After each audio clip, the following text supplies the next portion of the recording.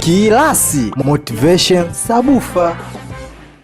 Ya mpenzi mtazamaji, ninapenda unafuatilia masomo yangu. Ni mimi Motivation Sabufa wako Kilasi. Unakupenda, unanipenda, tunapendana. Na leo nimekuja na somo jipya. Wewe unapenda kufuatilia masomo yangu? Leo nimekuja na mbinu 3 za kutumia simu bila bando. Mpenzi mtazamaji, najua itakushtua hiyo.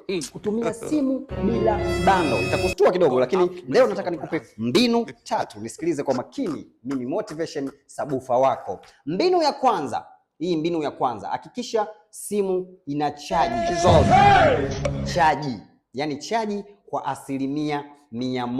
Hii ni mbinu ya kwanza. Hakikisha simu yako imejaa chaji. Aidha umeichaji masaa 2, 3, 4, inategemea na simu yako itakavyojaa, iwe full chaji. Hiyo ni mbinu ya kwanza. Lakini mbinu ya pili, hakikisha unawasha data.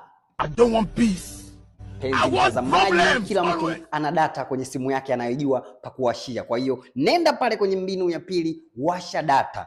Wakati huo nimekuambia mbinu ya kwanza ni kuchaji simu kwa 100%, lakini mbinu ya pili ni kuwasha data. Sasa nataka nikupe mbinu ya 3 ambayo ni nzuri kabisa.